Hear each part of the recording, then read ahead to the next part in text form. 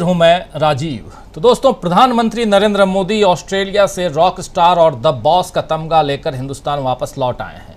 Australia से आते ही मोदी जी ने उद्घाटन, हरी झंडी और भाषण देने का काम शुरू कर दिया है। हालांकि ऑस्ट्रेलिया भी वो भाषण देने ही गए थे। खैर, आज प्रधानमंत्री नरेंद्र मोदी ने नीति आयोग की बैठक में बतौर अध्यक्ष हिस्सा लिया, जिसमें विकसित भारत एट 2047 यानी कि विकसित भारत 2047 में और उसमें टीम इंडिया की भूमिका, इस सब्जेक्ट पर चर्चा के लिए सभी राज्यों और केंद्र शासित प्रदेशों के मुख्यमंत्री या उपराज्यपालों को आमंत्रित किया गया था। इस दौरान 8 राज्यों के सीएम नहीं आए। दिल्ली के सीएम अरविंद केजरीवाल, पंजाब के भगवंत मान, पश्चिम बंगाल के सीएम ममता बनर्जी, बिहार के सीएम नीतीश कुमार, तेलंगाना के सीएम चंद्रशेखर राव, राजस्थान के सीएम अशोक गहलोत, केरल के सीएम पिनरई विजयन और तमिलनाडु के सीएम एम.के. स्टालिन इस बैठक में शामिल नहीं हुए। बैठक से पहले आयोग ने यानी नीति आयोग ने एक बयान में कहा था कि यहाँ एमएसएमई, बुनियादी ढांचा और निवेश, महिला सशक्तिकरण, स्वास्थ्य एवं पोषण, कौशल विकास और गति शक्ति सहित प्रमुख विषयों पर चर्चा की जाएगी। खैर, इस बैठक में 8 राज्यों के सीएम का नहीं पहुंचना क्या मायने रखता है, इस पर आगे चर्चा करेंगे। लेकिन इस बैठक से इतर इसी राजधानी दिल्ली में नए संसद भवन के उद्घाटन की आखिरी तैयारी लगभग पूरी हो गई है। पूजा पाठ के लिए पंडितों की टीम भी आ गई है और आज ही कुछ तस्वीरें वैसी दिखाई दे रही थीं। 2 चरणों में होने वाले इस उद्घाटन समारोह का प्रोग्राम भी जारी हो चुका है, मगर सत्ता के 9 साल का जश्न शायद पहले ही फीका हो गया है। बीजेपी की बात कर रहा हूं।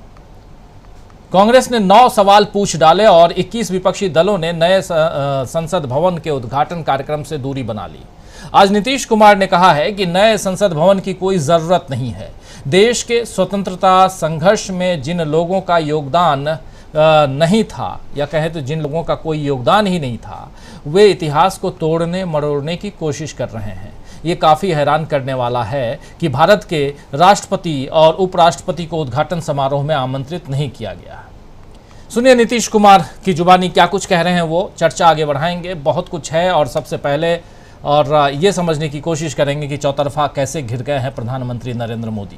लेकिन पहले नीतीश कुमार को सुनते हैं। कौन जा रहे हैं? बीजेपी के लोग कह रहे हैं कि राज्यपाल को आपने भी नहीं बुलाया था। यहाँ जो विस्तारित जो हुआ था, विधानसभा का कोई बोल रहा है, आज जो हम उसका करवाए वो तो मेरे साथ ही न था जी। तब भूल गया कि जो चीज की कमी थी उसी बिल्डिंग का ना हम बढ़ाए हैं। नया थोड़े बनाए हैं, नया थोड़े बनाए हैं, नया असेंबली का कोई भवन बनाए हैं। हम लोग तो उसी का एक्सपेंशन किए हैं ना। तो आप जानते हैं कि जो भी कमेटी बनती थी उनको बैठने की जगह नहीं थी, तो सबका एक्सपेंशन करके सबके बैठने का जगह बनाए। तो कौन चीज कह रहा है भाई? साथ ही था, हम जो बनाए तो भूल गया है। अब भूल इसलिए गया है कि अभी जो लीडर है वो चाहते हैं सब चीज को बदल दो, और क्या हो गया इसीलिए। तो अभी जो लीडर हैं वो चाहते हैं कि सभी चीज़ को बदल दें। इधर समाजवादी पार्टी के नेता अखिलेश यादव ने भी नए संसद भवन के उद्घाटन को लेकर मीडिया से बात की है। अखिलेश यादव ने कहा है कि नई संसद से ज़्यादा ज़रूरी है कि लोकतांत्रिक परंपराओं को बढ़ाया और निभाया जाए। जो लोग विपक्ष का सम्मान नहीं करते, जो नफरत से राजनीति करते हों और जो जनता से झूठ बोलें और उसको छुपाने के लिए एक एक कार्यक्रम करें, उनके कार्यक्रमों में जाने से क्या फ़ायदा है। सुनिए ज़रा अखिलेश यादव को। संसद नई बनने से जरूरी है कि जो लोकतांत्रिक परंपराएं हैं उनको बढ़ाया जाए, निभाया जाए। जो लोग विपक्ष का सम्मान नहीं करते और इनके तमाम वरिष्ठ नेताओं की भाषा क्या है, जो लोग नफरत से राजनीति करते हों, नफरत से देखते हों दूसरों को। और सबसे बड़ा सवाल यह है कि लोकतंत्र में जो जनता से झूठ बोले और झूठ को छिपाने के लिए एक एक नया इवेंट करें, तो उनके समारोह में क्या जाना, क्या खुशी होगी जनता को। न जनता की आय बढ़ी, न किसान की दोगुनी आय हो पाई। जो नौकरी रोजगार मिलना था वो न दे पाए, महंगाई बढ़ा दी, तो उस लोकसभा से जनता को क्या मिलने जा रहा है?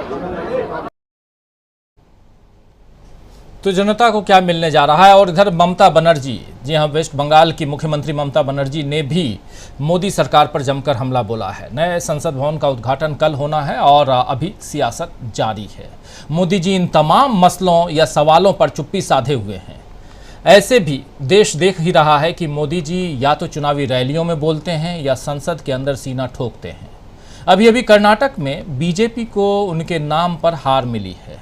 अमूमन हर जीत के बाद आप याद कीजिए कि मोदी जी भाजपा मुख्यालय में रॉक स्टार की तरह भाषण देते नजर आए हैं।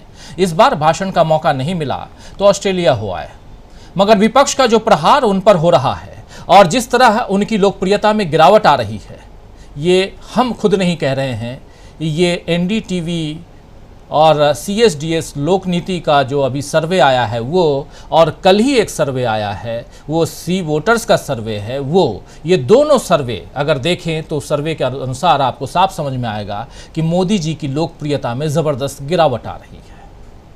तो जो गिरावट है उससे सवाल उठता है कि क्या मोदी जी की पॉपुलैरिटी, जिस प्रकार पॉपुलैरिटी गिर रही है, लोकप्रियता गिर रही है, उससे, और ख़ासकर जो देश में विपक्षी दल चौतरफा वार कर रहे हैं बीजेपी पर, मोदी सरकार पर, उससे जो कुछ झेल रही है बीजेपी आज की तारीख में, या उससे बचने निपटने की जो कोशिश कर रहे हैं प्रधानमंत्री नरेंद्र मोदी, उसको किस रूप में देखा जाए।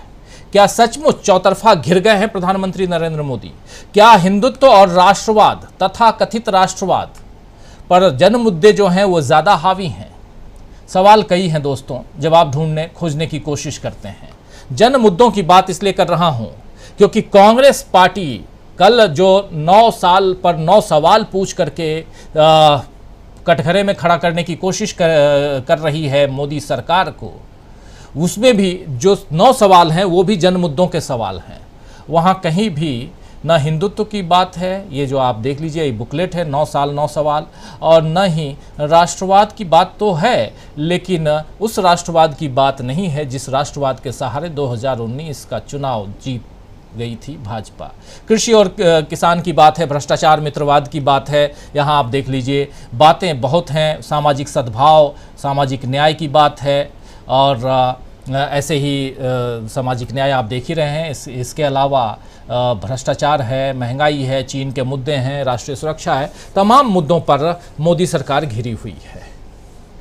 और इसके अलावा एक खबर ये भी है कि कल किसान जो हैं, खासकर दिल्ली के बॉर्डर, चाहे वो हरियाणा के किसान हों चाहे उत्तर प्रदेश के किसान हों, वो दिल्ली कूच करने वाले हैं। तो बहुत गहमा गहमी रहने वाली है कल दिन भर, और उसके बीच जंतर मंतर पर एक गहमा गहमी पहले से बनी हुई है, जहां देश के पहलवान जो हैं वो, लड़कियां और लड़के, वो दोनों पिछले महीने भर से धरनारत हैं, प्रदर्शनरत हैं। लेकिन कहीं भी प्रधानमंत्री नरेंद्र मोदी कुछ नहीं कहते हैं। जब कहते हैं, मुंह खोलते हैं, तो जैसा पहले बता रहा था कि सिर्फ और सिर्फ चुनावी रैलियों में, और चुनावी रैलियों में कभी जय श्री राम का नाम लेते हैं तो कभी जय बजरंगबली की बात करते हैं। तो क्या जो हिंदुत्व का मुद्दा है, उन मुद्दों से भी बीजेपी भटक चुकी है? उन मुद्दों ने भी बीजेपी के नैया पार लगाने की जिम्मेदारी अब खत्म कर दी है? कई सारे सवाल, आइए सवालों के जवाब ढूंढने की कोशिश करते हैं। हमारे साथ कुछ वरिष्ठ साथी जुड़े हुए